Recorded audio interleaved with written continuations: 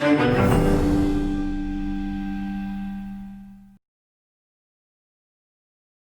Everyone, welcome to सारथी।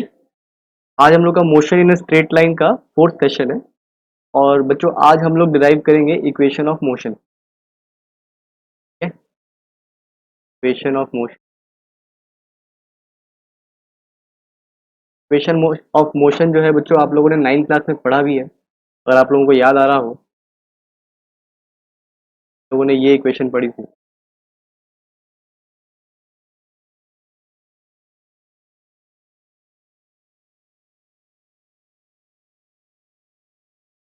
ठीक है, तो ये जो तीन इक्वेशन है बच्चों, तो हम लोग दो मेथड से डिराइव करेंगे। One is your analytical method,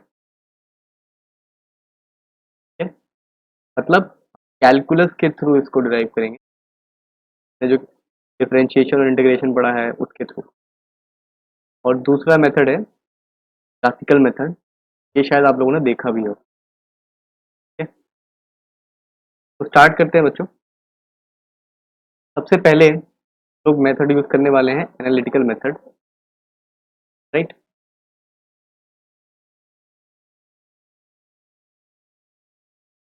okay, तो हमें पता है वेलोसिटी क्या होता है, dx बाई dt होता है। ठीक है, तो अगर इस इक्वेशन को हम इंटीग्रेट करें with respect to time, get something like this. इसको हम लोग इंटीग्रेट करेंगे। इसमें सबसे पहले बच्चों हम लोग बात करते हैं एक्सेलरेशन की। एक्सेलरेशन होता है dv बाय, ठीक है। तो अगर हम इसको इंटीग्रेट करें with respect to time,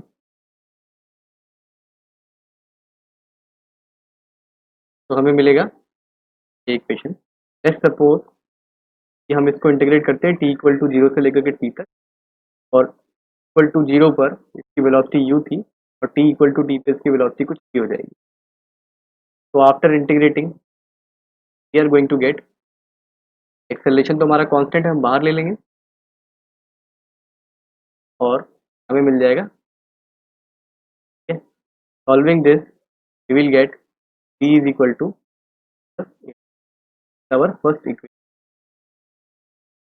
alright, next equation पे आते हैं बच्चों। हमें पता है कि v बराबर क्या होता है, dx बाई dt। तो इस इक्वेशन को भी विद रिस्पेक्ट टू टाइम हम लोग इंटीग्रेट करेंगे। ये हो जाएगा v dt और फिर dx। तो इसमें क्या होगा, इसमें t इक्वल टू जीरो से लेकर t इक्वल टू t तक हम लोग उसको इंटीग्रेट करेंगे। और यहाँ पे x जो है, लेट्स सपोज कि t इक्वल टू जीरो पे कुछ x नॉट है, और t इक्वल टू t पे। और यहाँ पे बच्चों अगर आप ध्यान से देखें तो वेलोसिटी को हम बाहर नहीं ले सकते हैं, because velocity is also a function of time. हम क्या करेंगे, यहाँ पे वेलोसिटी को टाइम के टर्म में रिप्लेस कर देंगे। ठीक है? हम इक्वेशन, ठीक है, इसके बाद से पूरी इक्वेशन को हम लोग इंटीग्रेट करेंगे। तो we will get plus half a t square, इसका लिमिट होगा जीरो से, तो यहाँ पे हो जाएगा एक्स माइनस। ठीक है, तो यहाँ से will get the answer x minus x not is equal to u t plus half a t square. अब आप लोगों को समझ में आ रहा होगा कि एक्स माइनस एक्स नॉट क्या है। ये है final position minus initial position. ये कुछ नहीं है, डिस्प्लेसमेंट है। इसको हम एस से रिप्रेजेंट कर देंगे और उसको हम बोल देंगे। ठीक है, तो ये आ गया हमारा, तो ये आ गया हमारा सेकेंड इक्वेशन। अब बात करते हैं हम लोग थर्ड इक्वेशन की।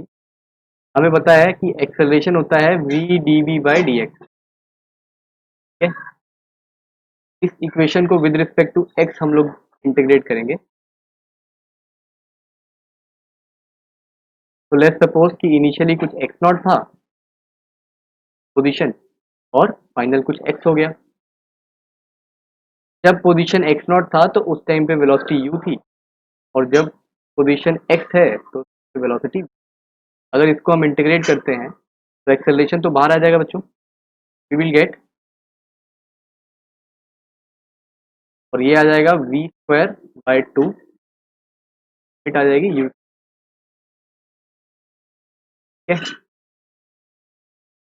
सॉल्विंग दिस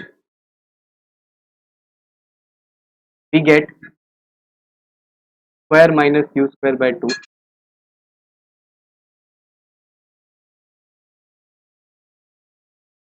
ठीक है, और यहाँ से हमारा इक्वेशन बन जाएगा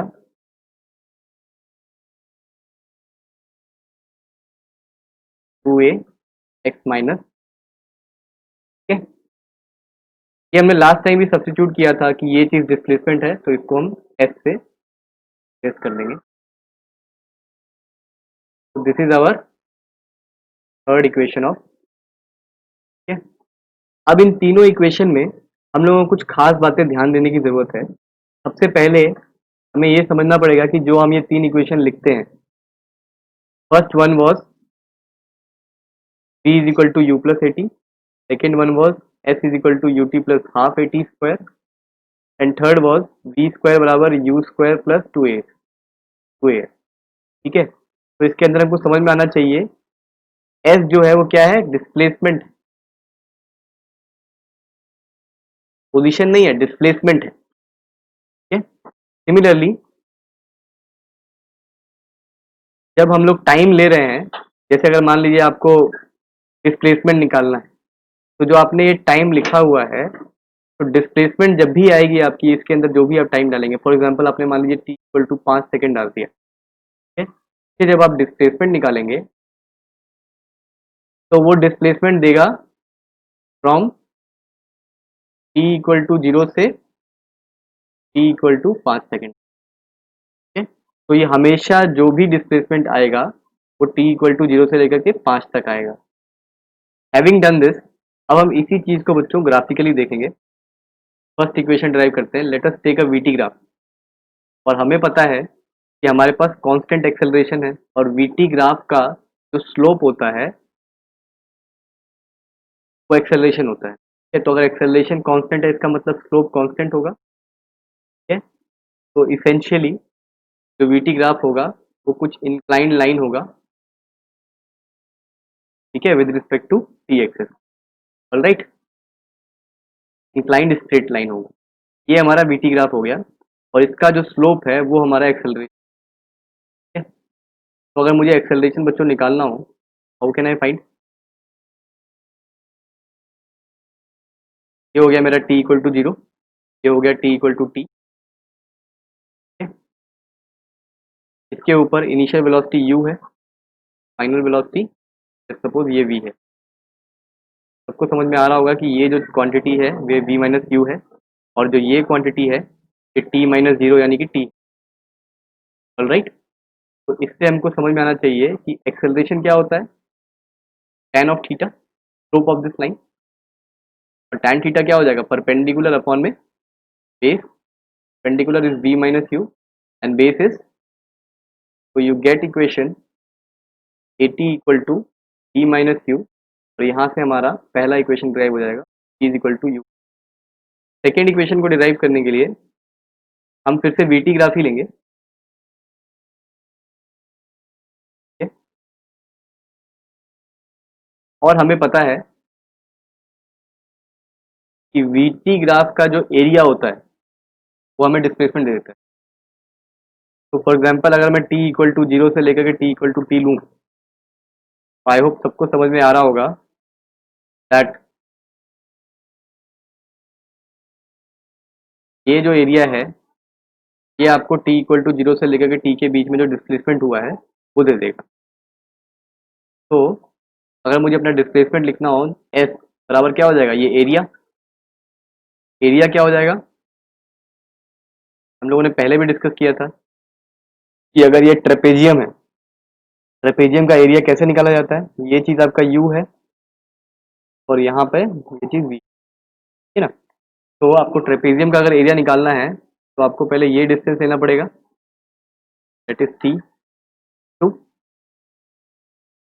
सम ऑफ पैरेलल साइड्स होता है, पहला पैरेलल साइड का जो लंबाई है वो u है और दूसरे वाले का क्या हो जाएगा, e हो जाएगा। ठीक है, इससे हमें मिल जाएगा बच्चों u प्लस वी। ठीक है, और हम लोगों ने पहले इक्वेशन से ये सीखा है कि v बराबर क्या होता है, u प्लस ए टी। हम लोग बच्चों यहाँ पे इसको पुट कर सकते थे।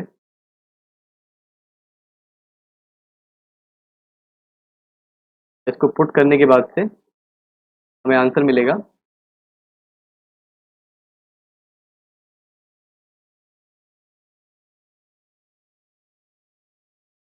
You t plus half a t square, जो कि हमारा second equation of motion.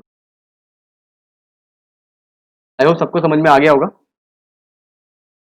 Third equation के लिए बच्चों हम लोग फिर से वी टी ग्राफ ही लेंगे। अब हम एक ऐसी वेलोसिटी निकालेंगे, ठीक है, जो कि जीरो से टाइम इंटरवल टी के दौरान कांस्टेंट वेलोसिटी v से ट्रैवल करे और उतना ही डिस्प्लेसमेंट करे, ठीक है, जितना कि हमारा जो एक्चुअल मोशन है उसके अंदर हमारा एक एक्सेलरेटेड मोशन है, वेलोसिटी u था और v फाइनल वेलोसिटी, और जीरो से टाइम इंटरवल t में। ठीक है, तो इसेंशियली हम ये कह रहे हैं कि हमें एक ऐसी वेलोसिटी चाहिए सच दैट उस velocity into time interval zero से टी, लेट्स सपोज कि उस वेलोसिटी को मैं कुछ एवरेज वेलोसिटी बोलूँ, टी एवरेज इंटू वो हो जाए आपका एक्चुअल डिस्प्लेसमेंट इस वाले केस। ठीक है, या इसेंशियली मैं बोल रहा हूँ एरिया ए बता दो, एरिया ए के बराबर हो जाए। ठीक है, आई होप सबको समझ में आ रहा होगा। ठीक है, तो व्हाट इज वी एवरेज, वो वी एवरेज क्या होगा सच दैट कि ये एरिया और वी एवरेज क्या होगा कि मतलब एक कांस्टेंट वेलोसिटी वी, तो मैं ब्लू कलर से दिखा रहा हूँ, ये वी एवरेज है और इसके द्वारा जो एरिया होगा ये वाला एरिया हो जाएगा। है ना, तो लेट्स सपोज इस एरिया को मैं कुछ ए वन बोल देता हूँ।